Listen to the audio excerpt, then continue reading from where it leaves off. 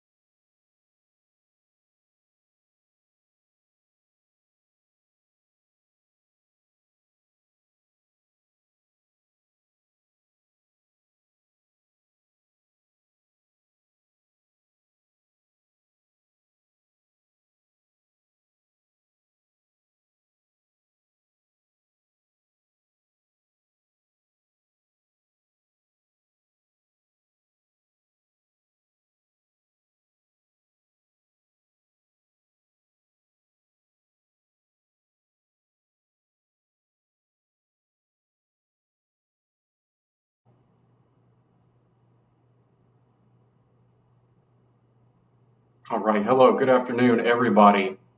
Pitching in, listening in. We are starting today in 1 minute and 30 seconds. I'm unmuted the mic.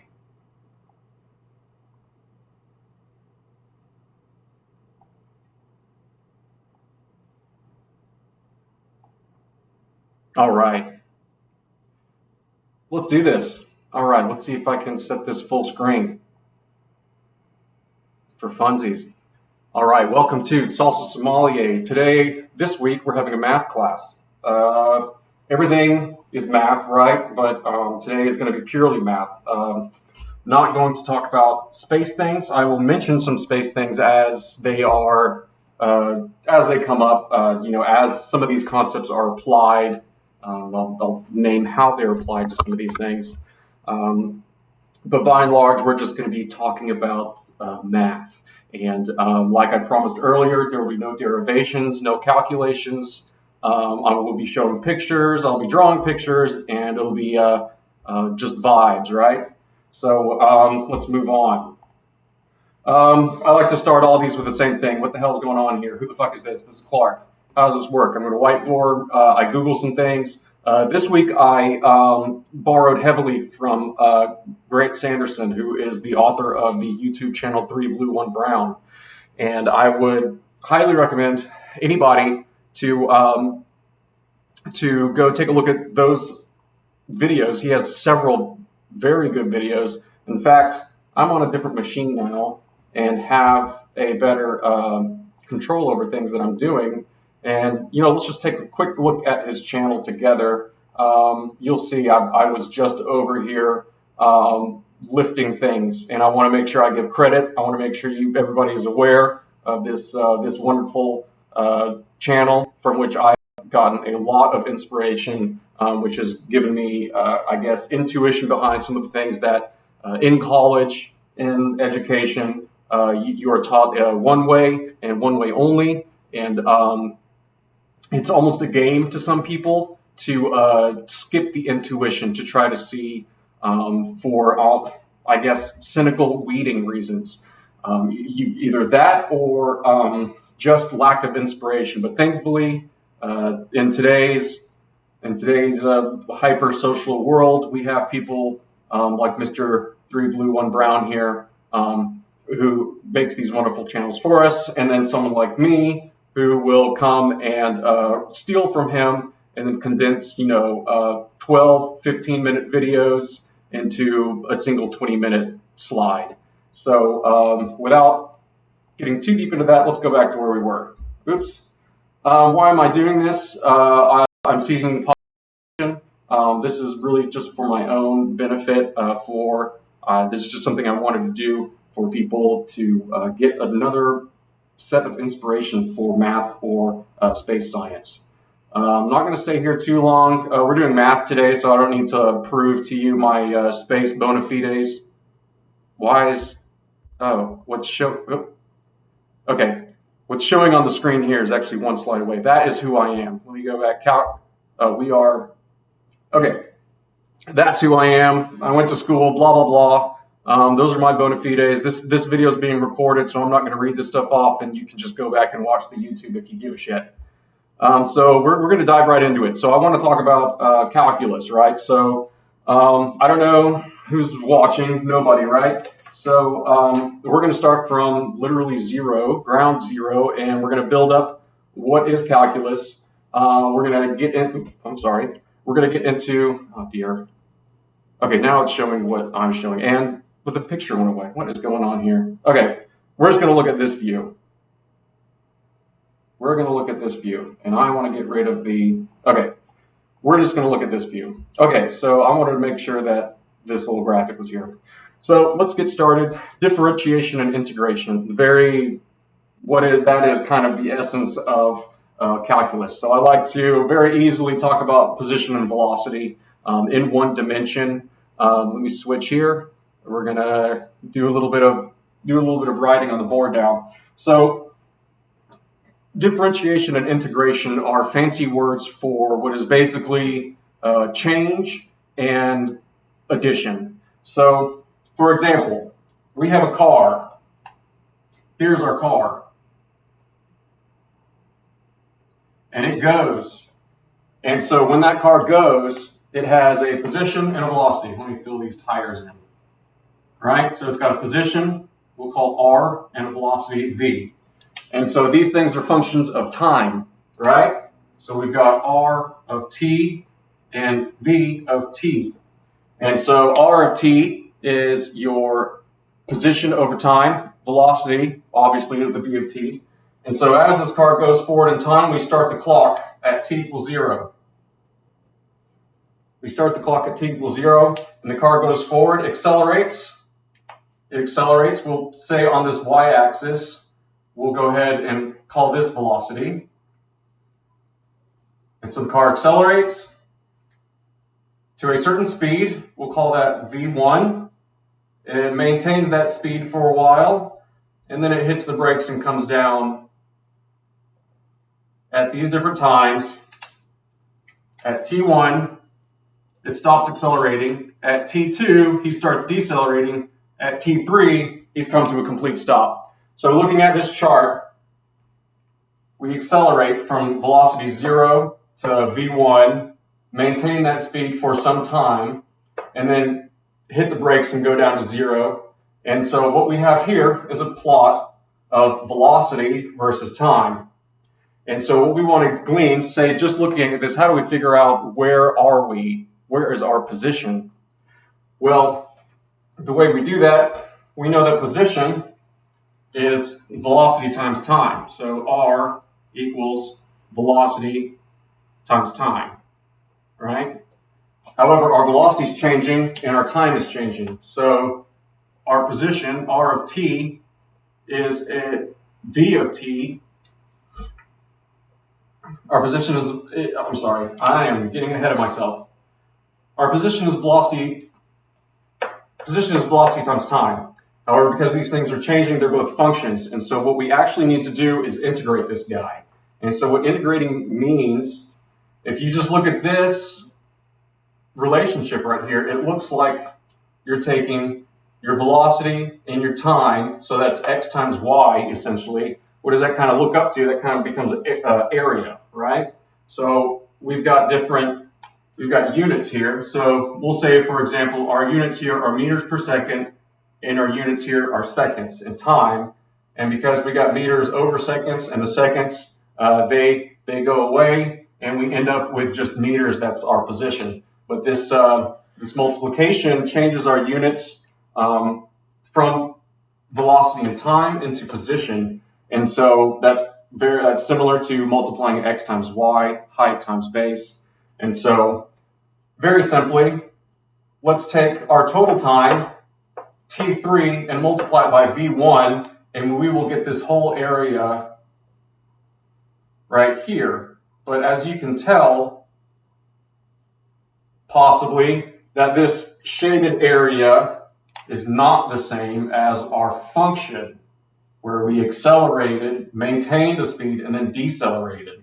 So doing a single big multiplication here is not going to cut it. This will give us a value that is larger than the position we ended up at. And you can probably tell that it would be by this much. And so what we're doing is we're going from velocity to position.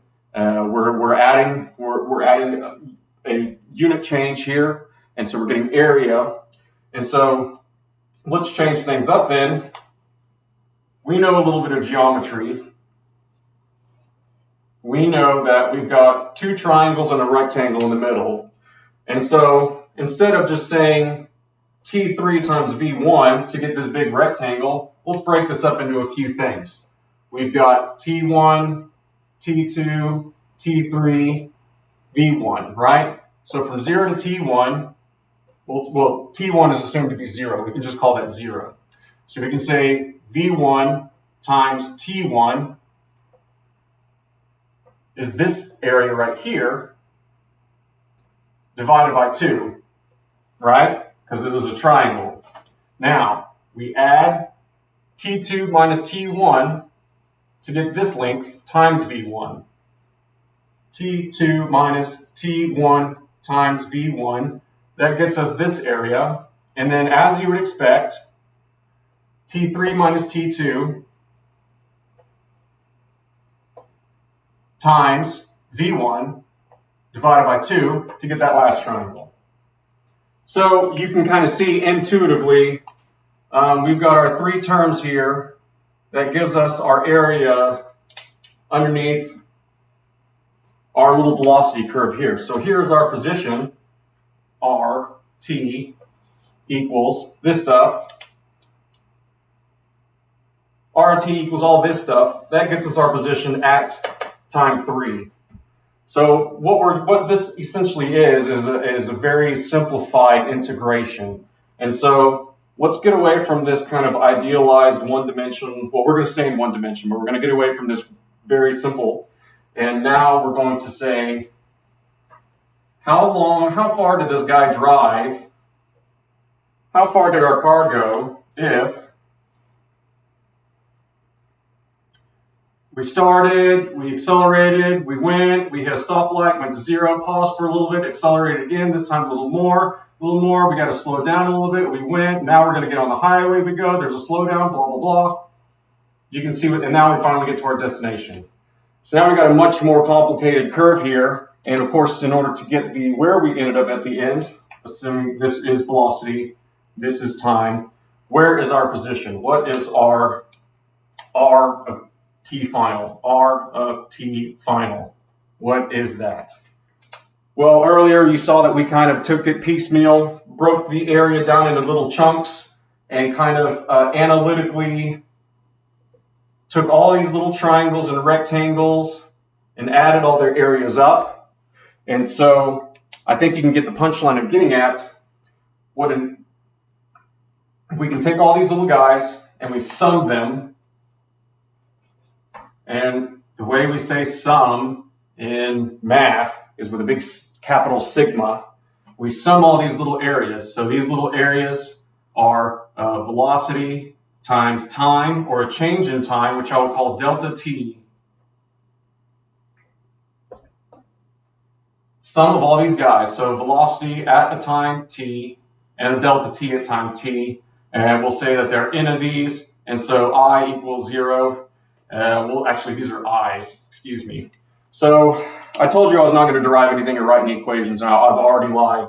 So what we've got here is a summation where we're taking all these little rectangles, and we'll call them red, and we're all these little rectangles, and we're summing them up.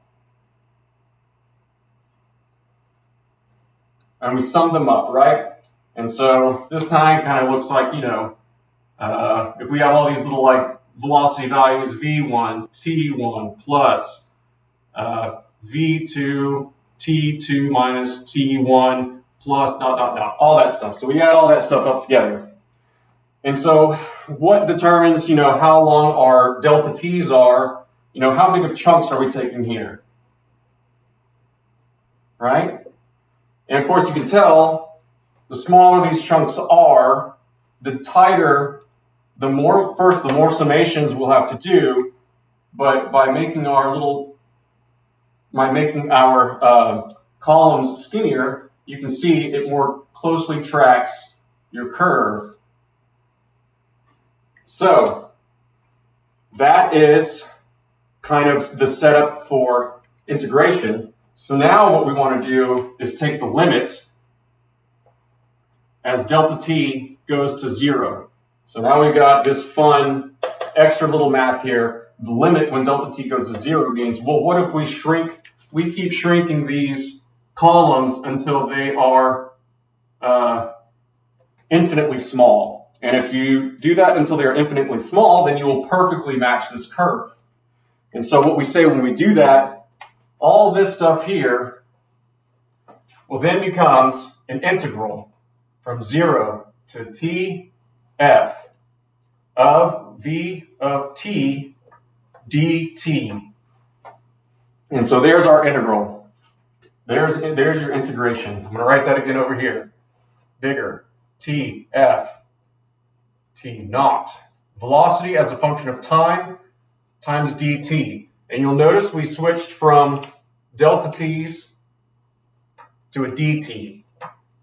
And what happened there is a delta t is finite, and a dt, what I wouldn't say infinite, infinitely large, it's infinitely small. A dt has no area, has no length of itself. So this right here is your integral. So congratulations, you've learned what an integral is.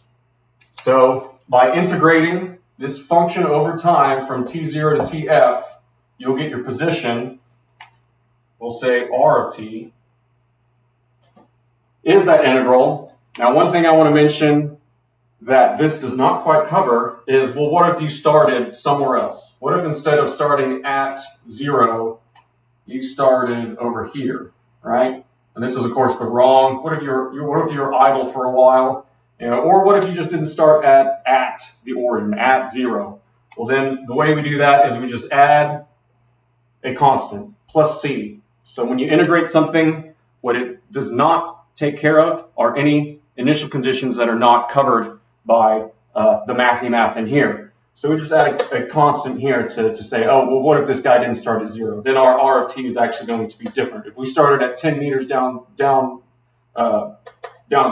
and then did our little driving around, we would end up at wherever all our driving around ended us plus the 10 meters from which we started. So that's integration. And I don't know why I did integration before differentiation, but I feel like differentiation is very easy to figure out. So kind of looking at the same thing.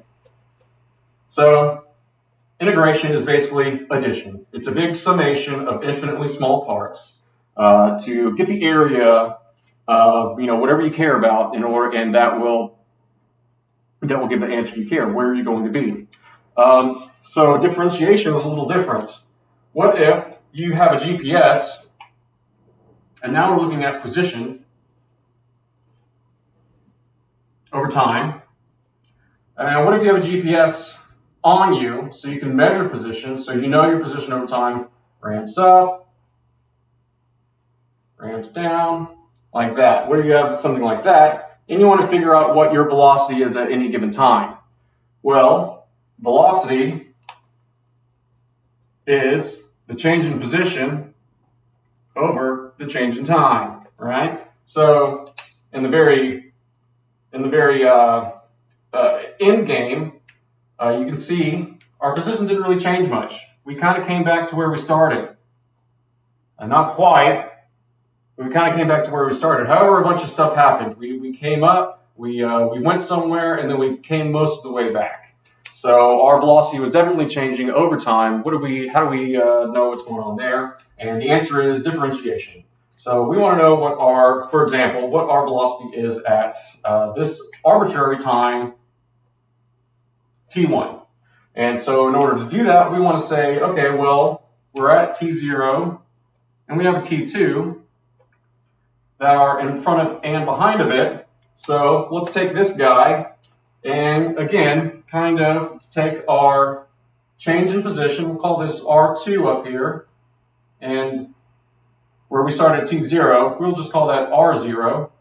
And so for this calculation right here, to get the velocity at t1, a very rough approximation would be, if you know r2, you'd say r2 minus r0 over t2 minus t0, t2 minus t0, and then that will get you a rough approximation of what your velocity is between t0 and t2.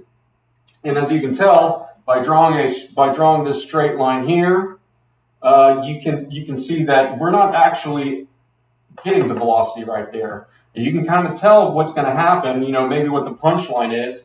We're going to take t2 and t0, and we're going to take, which together become a pair of delta t's, delta t1, delta t2,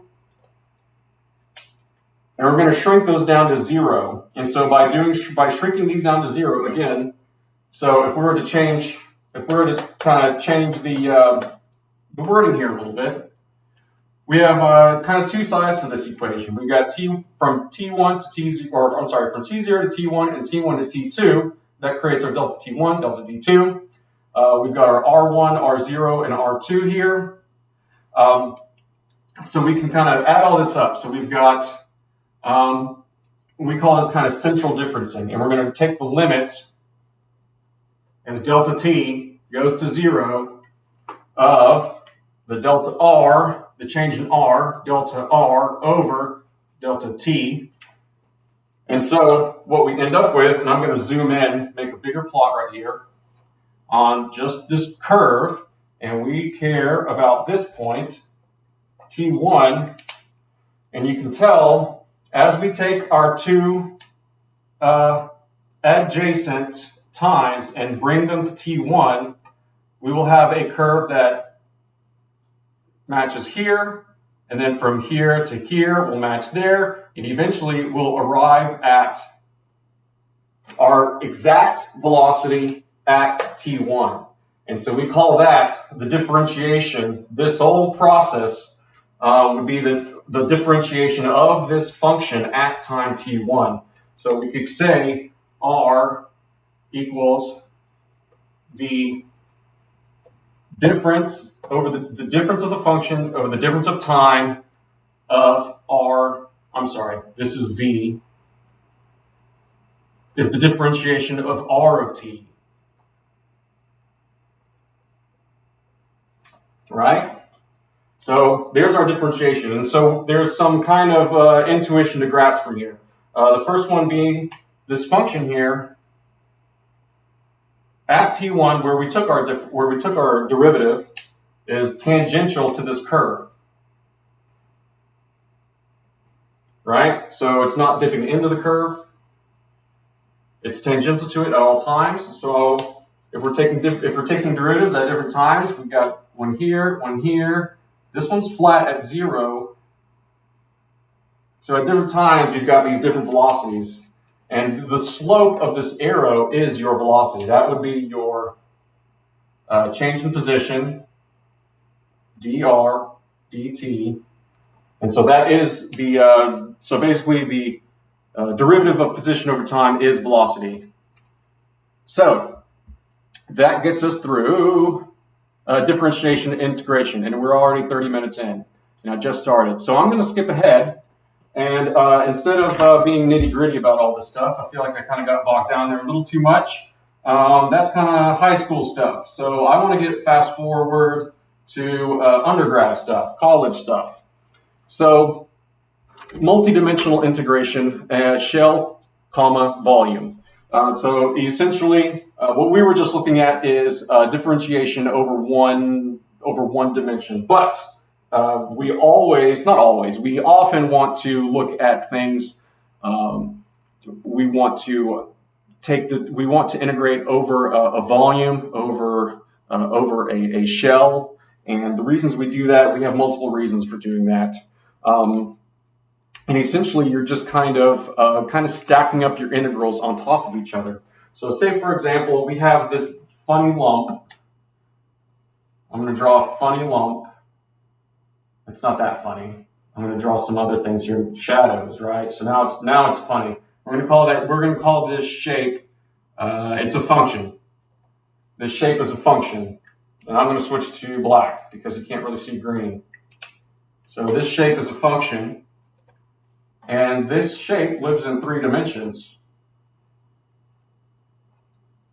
And we'll call them X, Y, and then Z is actually coming out of the board. Z is coming out of the board.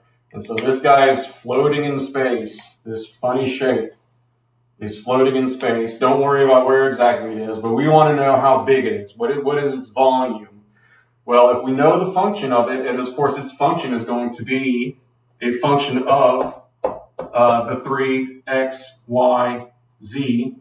The function that defines this shape is a function of its input parameters. So if you want to get the volume of this thing, you're actually going to have to integrate in every direction. Integrate how long it is, how tall it is, and how wide it is. So we will actually call this a triple integral. And that is shown by three curly things. F, X, Y, Z, dx, dy, dz. So that's a volume integral, and it's just an extension of your integral from one dimension to three dimensions. And you solve these guys from interior to exterior in order to get your total volume. So that gets us into multidimensional integration. Moving straight along, I want to talk about Taylor series expansions, and so this gets a little bit into, I guess, set calculus, as a set theory stuff.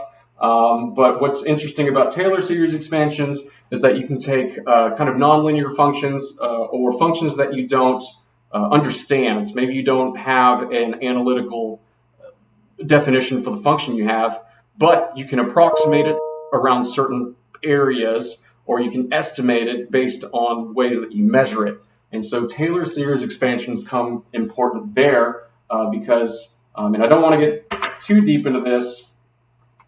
I'm actually going to breeze right over it. A Taylor series expansion allows you to take something that is nonlinear, like a e to the x. What if your function f of x equals c e to the y x, where c is a constant, y is a constant, and this is a function of x. You want to ask your computer to do that, to plot this guy out, to handle this. And the way your computer likely does it, or at least in some instances, will actually take this guy and approximate it as a Taylor series expansion. And what that does is basically take any function and approximate it. Approximate it as polynomials. And so I'm just going to click on this guy. We're just going to click on a look at something. That's not what I wanted. Open image in new tab. Oh goodness, that is useless. Okay, maybe let me actually put emphasis screen.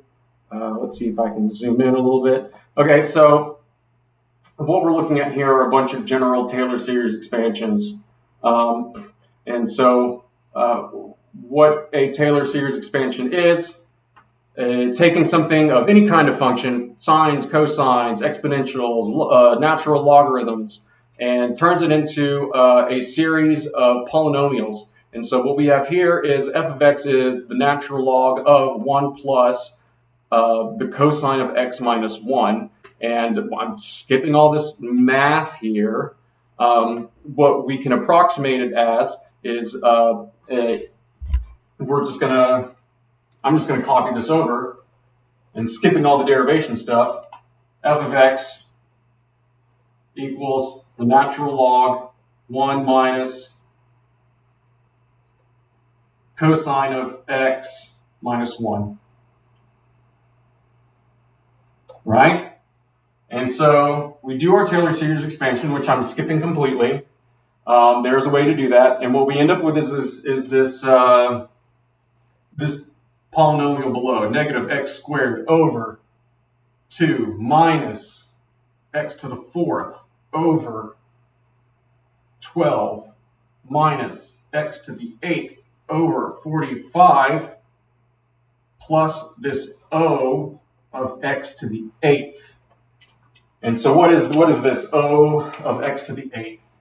This is the error that you will incur by doing this. Oh, let me switch back to lecture.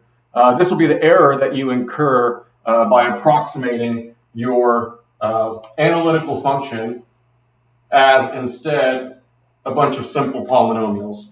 And these will look very similar, except you will have some lingering error, and this O means on the order of x to the 8th.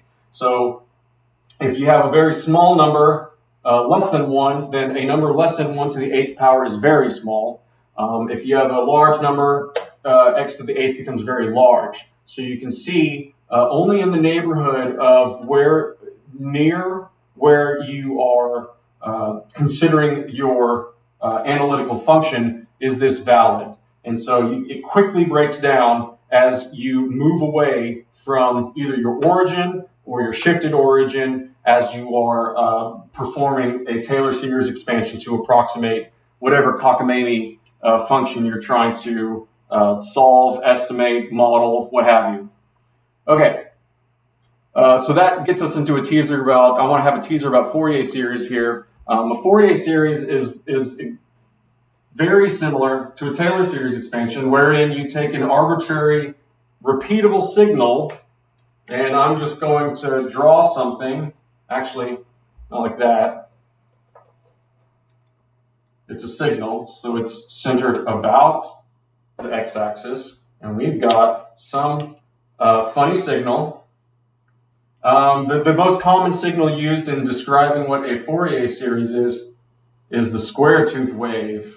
And the square tooth wave is something that we see all the time in things like pulse width modulated light dimming, pulse width modulated motor control, and so, or also radio signals like square waves. But you want to approximate this guy with a series of sines and cosines. Well, to the first order, if you have just one sine function to match this, you'll end up right here. So we're going to, underneath here, I'm going to draw my number one sine function.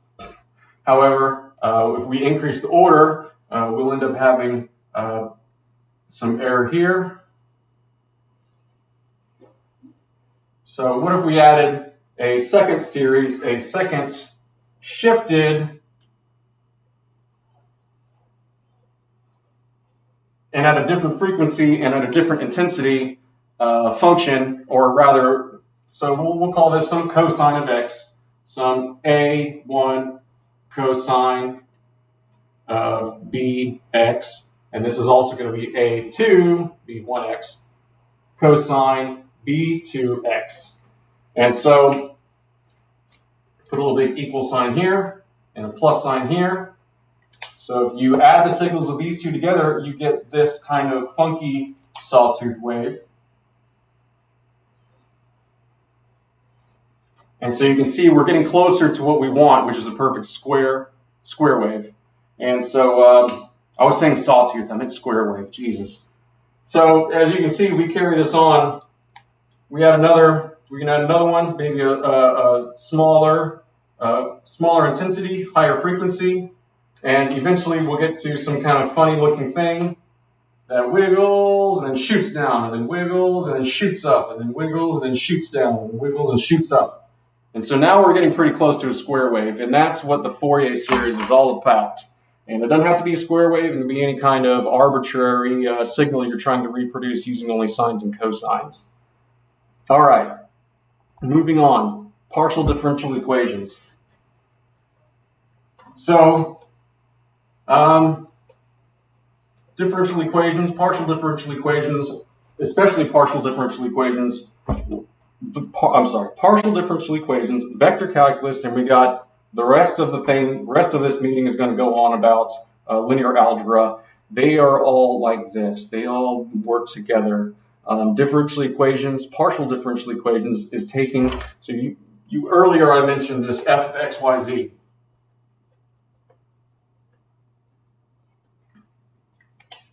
And so it is a function of the three orthogonal directions that define our blob that we mentioned earlier.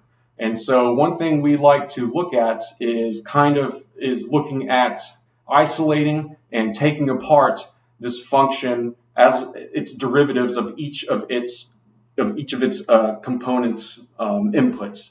So a partial derivative would be, for example, you have a function that is a function of three inputs, but you're only going to differentiate it with respect to one of the inputs, f of x, or rather x. You're going to differentiate this entire thing only with x against x. So that will transforms into del f over del x. And this del character is again, so let's look back up a little bit. We already saw delta, that means a finite change. D, an infinite change. And now we have del, and del is infinite and partial. And so by taking del f of x by x, del x, we're differentiating f of x where y and z are considered to be constants. They don't affect what happens in here. In many cases, they drop out entirely. So now you can have a case where you have a function of 3 inputs, and you can differentiate it by each of its components, and you'll end up del f, del x, del f, del y, del f, del z. So now we have a set of 3 partial differential equations, 3 partial derivatives of the function. And these will tell you the change of the function if you wiggle x, if you wiggle y, or if you wiggle z. And so I just use the term wiggle, and I'm going to now explain what that means. So let's go back to our function. And a classic way to look at something like partial differential equations or vector calculus, we have a nice hump-shaped function, right? I'm going to draw some isolinear curves here, or iso value curves here. We're going to draw here, here. And so we got this nice kind of hump-shaped function here. So this is a function into the third dimension. This is the function dimension, and these are the inputs. We'll call this x and y. And this is f of xy. Sometimes we call it the z direction, whatever. So, as you can kind of tell, take a slice of our mountain here, and that brings us back to our kind of one-dimensional. So now we're on x. This is the partial of f with respect to x, right? So if you take a slice of this mountain, and I'm going to try to shade this a little bit to make it kind of maybe a different color. So hopefully you can see that I'm taking an x, I'm taking a slice around a constant y, and I'm taking this slice and it's spanning this x direction. So now we've got our function across 2 variables. We've taken the partial of that function with respect to x at a given y. So we want to put this little bar here and put y there. So actually, I'm sorry, y0. This is a specific y. Anytime you talk about something specific versus just the variable in general, you like to put it, we like to, I like to, everybody, whatever, likes to put a little subscript, 1, 2, 3, 4, 5, 6, whatever. So this is the partial of the function with respect to x at y0. Now, what if we took our slice here? It would look different, right? It's not nearly as tall, and it's not nearly as steep. So it's different. X, del f, del x at, we'll call this y1. We're at this different y, at y1. And it looks different. It's wider, not as tall. So now we've taken a differential part, we've taken a partial derivative of our function against x at 2 different points. Likewise, you can do the same thing for y. So there's a slice at x1. Here's our mountain across y at a given x. And so you can put these guys together and come up with, at any point on this function, a plane. So let me erase this. I'm going to draw a new hump. Where are we? Oh my goodness, well, I'm dropping frames all over the place. I think that was from when I was doing some Googling. So, okay. So let's look at our hump again.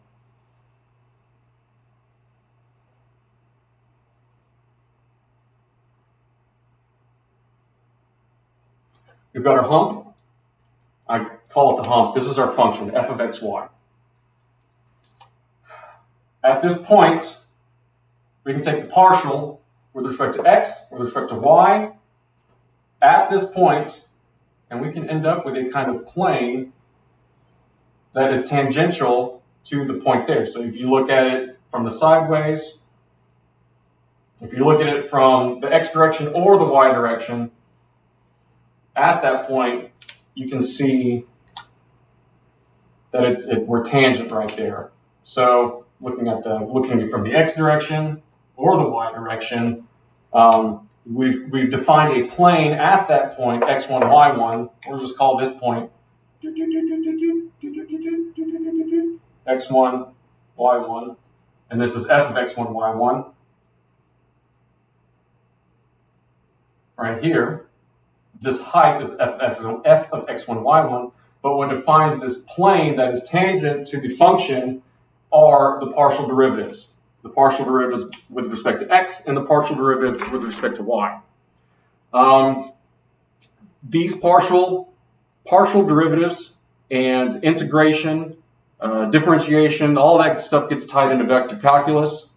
And the way I wanted to bring that up is by looking at this fun picture here of the energy curves or gravity field curves that illustrate Lagrange points with a three-body problem.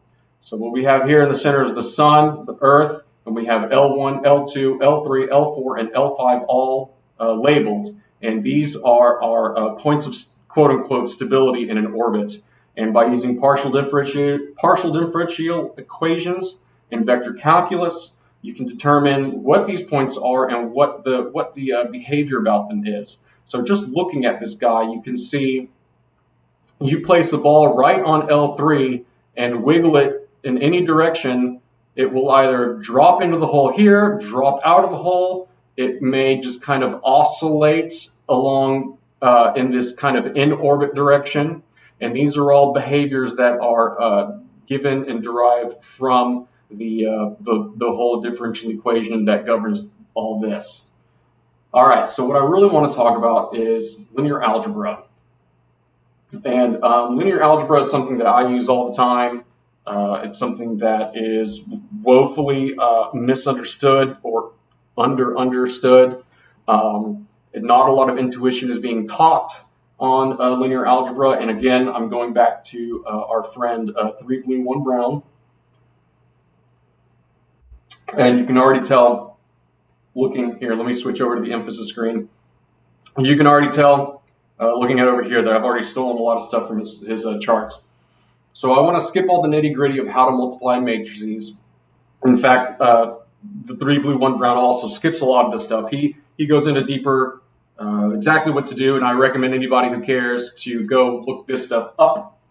I'm going to skip all this stuff. My advice, tell a computer to do it. I took a matrix class in undergraduate and got a D in it. We have that. That's my bona fides, not understanding it until I watch these videos. So what I wanted to do is go through some of these concepts, fire hose style, as what 3 Blue 1 Brown, Mr. Grant does, and discuss some of these topics by just kind of waving my hands and never putting down a number and just showing, never even writing up how to multiply matrices and such. So what is a dang matrix? A matrix is essentially a system of linear equations. And so that's where we get into linear algebra. So you've seen things like solve for x, right?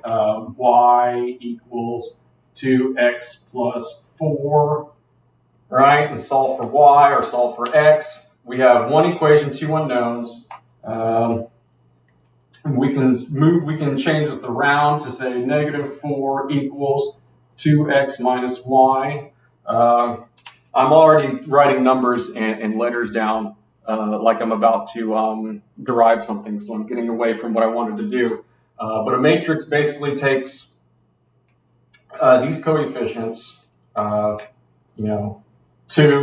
-1, and throws them into just a square of numbers. And so we'll have numbers here, right? So we'll have numbers, we'll just call this thing A.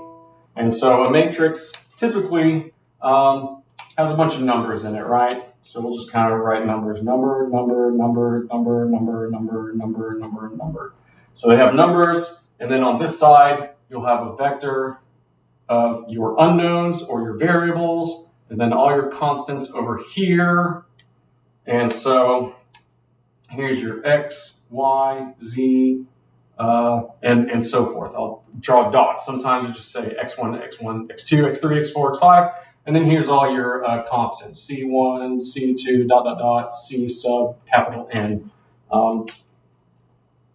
So the way we write this is A X equals B. And so this is a very condensed way to write a linear system of equations using just 3.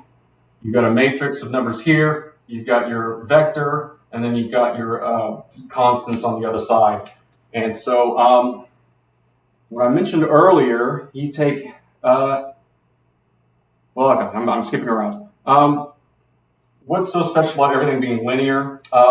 It seems like this form of equation where things line up with coefficients only is not going to happen very often. The world is very complicated. In what ways do we run into big sets of equations with many variables? However, all of it just happens to be just simple with coefficients. And the answer to that is a linearization. In a lot of engineering stuff, we take our complicated thing, function that we may not fully understand or at least cannot fully capture analytically, and we do things to simplify it. And we saw the Taylor series expansions earlier. Sometimes you can take even just observed relationships and approximate it with a Taylor series expansion, and just you don't even know what the real analytical function is behind it, but you've got your data, and you can empirically create a Taylor series model, which would be within a certain span of error that you are comfortable with would work. And so if you can take your complicated function and linearize it, then you can create situations where if you are at least somewhat close to the solution, or if you are, if you do not violate linearity, you can take very complex problems, big problems with lots of variables and nonlinear relationships or unknown relationships, and kind of bake them, boil them, cut them up into a series of linear equations that are pretty much valid in the neighborhood of the problem you're trying to solve, the problem at hand. And so that is why we end up with these big matrices, these big systems of linear equations. It may seem like, where do we run into giant systems of linear equations? And the short answer is we force them to be linear. So I want to really dive through. I've only given myself to 5 minutes past, so we've got about 12 minutes to go. And as you can tell, this is where I wanted to spend most of my time, and I've already pissed it all on calculus. So now what I'm going to do is instead, what I would really like to do is kind of go over some of these things. Oh, and I wrote down here, here's our, let me switch over to the emphasis screen. Here's our, what I was kind of showing earlier, our matrix times a vector, and becomes this kind of series of linear equations. And then that matrix itself has a geometric qualities about it. So you can see the columns of our matrix correspond to vectors that point in different directions. And so we can think of this as a kind of a transform from from one orientation to another. And by transferring from one orientation to another, that doesn't just mean rotating, but it can also mean stretching, skewing, squishing, exploding, what have you. So we're kind of going, what they like to say when you do matrix multiplication is that you're moving from one space to another. And so what happens a lot of times when I talk about these things, I'm moving from, for example, a physical space to a sensor space, from a physical space to a parametric space, where you can, things like position, velocity are correlated with kind of parametric attributes about your spacecraft or the environment that it's in. And then you can really, by looking into properties of matrices, you can kind of tease out all kinds of different things, for example, things about what you're trying to solve. So some of the intuition I like to bring to matrices and linear algebra is the idea of correlation. 3 Blue, 1 Brown Grant talks a lot about matrices as transformations from one thing to another, or from one from one orientation to another, from one space to another. Another way I like to look at matrices are showing the orientations and correlations between one space and another. And so I'm kind of all over the place right now. So let's kind of just dive into. I'm just going to start reading this stuff off as I copied it out. Some concepts that didn't make sense to me, or at least I would learned how to do, the arithmetic of determining for example, the determinant. I was told how to calculate the determinant and then what the determinant is used in, but I was never educated on what the hell it really means. And so Grant does a really good job of showing that the determinant of a transformation, quote unquote, transformation and matrix, as he talks about them, are interchangeable. So the determinant of a matrix is basically the area it produces, the change in area it produces when you multiply that matrix by a set of unit vectors. So in this guy, we take our 3, 0, which stretches our x vector, which is 1 unit to the right, stretches it to 3 units to the right, and then it takes our j, or our y direction, which is 1 unit in the y direction, and moves it 2 to the right and 2 up.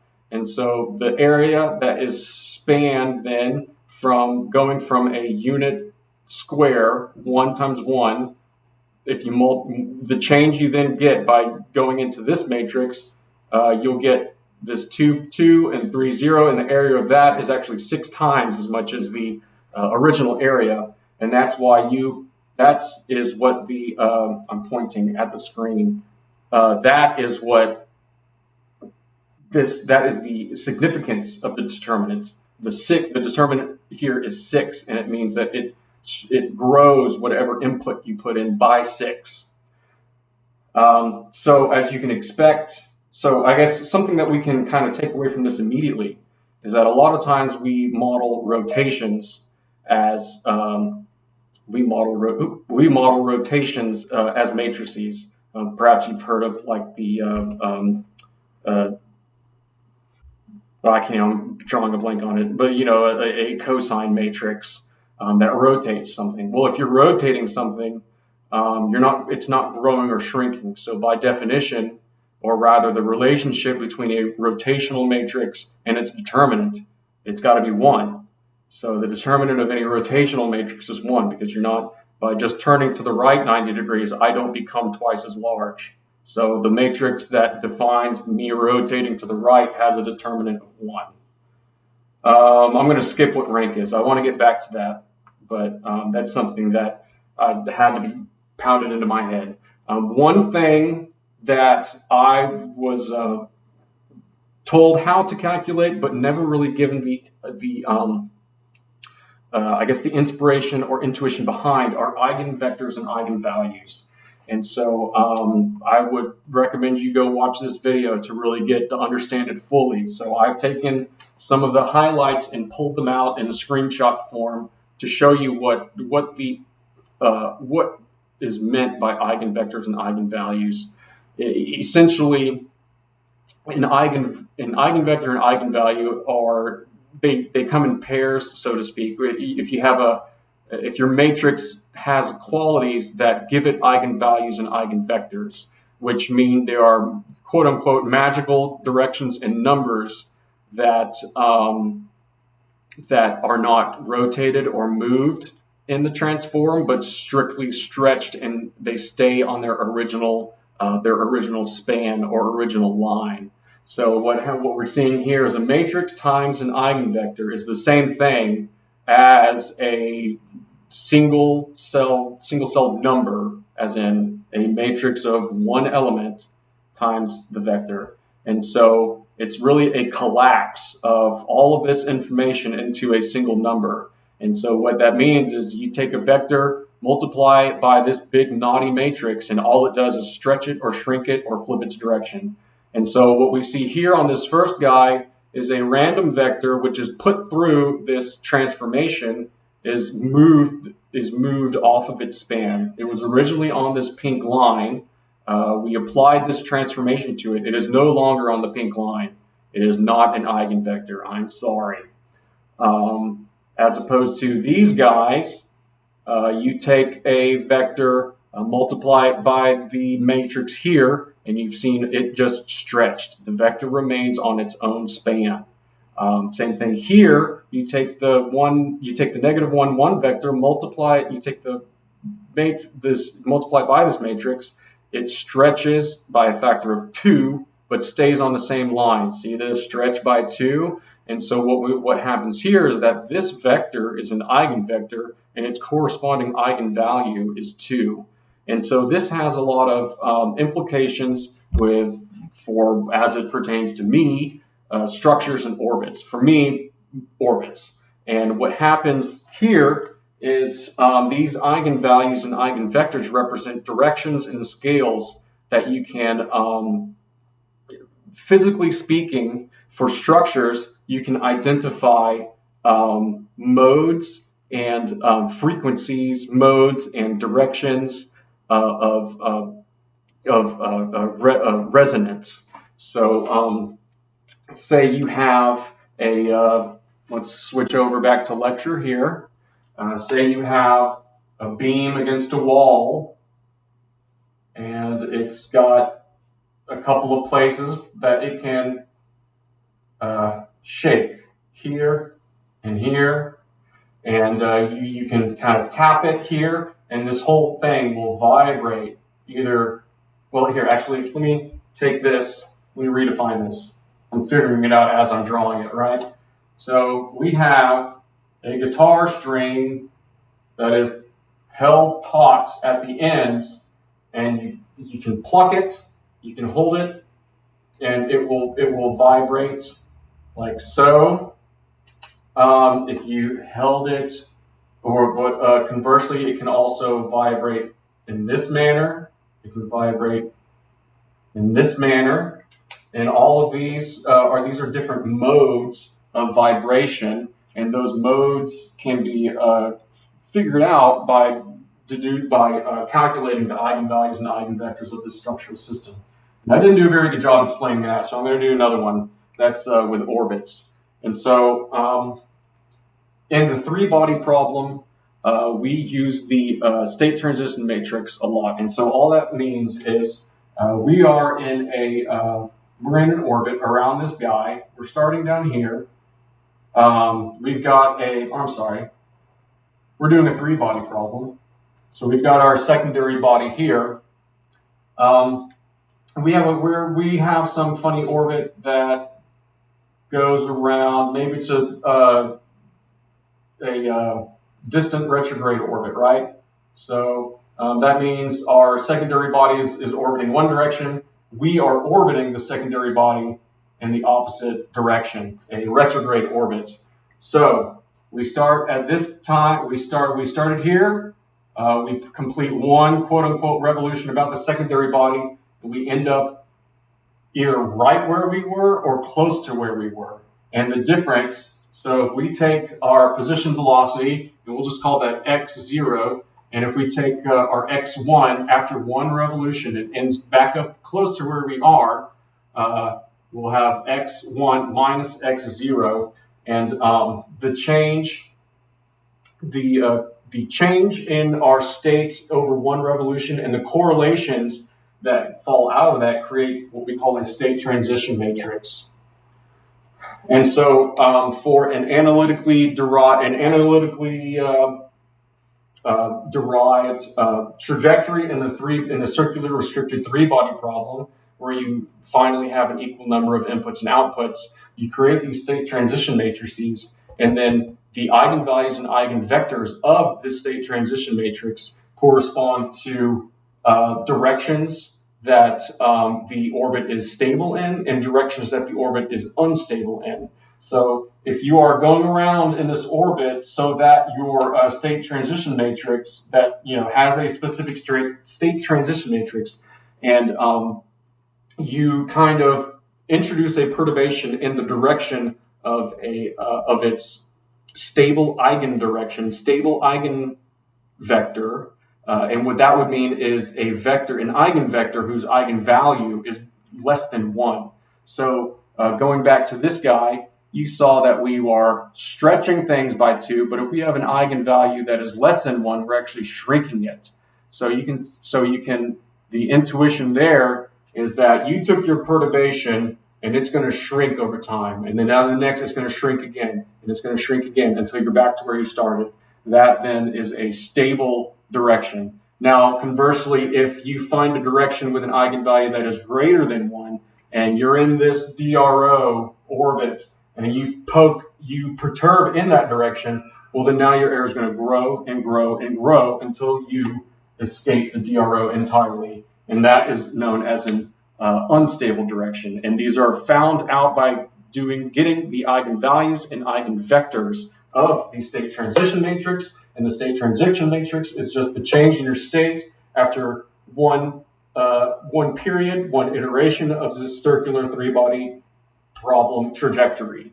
And so I'm going to stop there. We're just going to have to come back and do this again. I feel like I've written 3 sets of slides, and in every case, I get about halfway in before the hour is up, and I've already gone a couple minutes over. So I'm going to go ahead and stop there. Thank you for coming. I'm going to skip ahead to the Pick Me. I want to plug something philanthropic to appear nice and good. Last week it was the abortioncarenetwork.org/donate. It's the same thing again this week. I said last time it was going to be orbits reviewed, and then instead did math this week. So tentatively, the next topics, we're going to go back to orbits. We're going to do the second half of the slides, or we're going to do the whole thing over again and not have any technical problems this time. All right, so that's it. Thank you very much, viewer. Goodbye.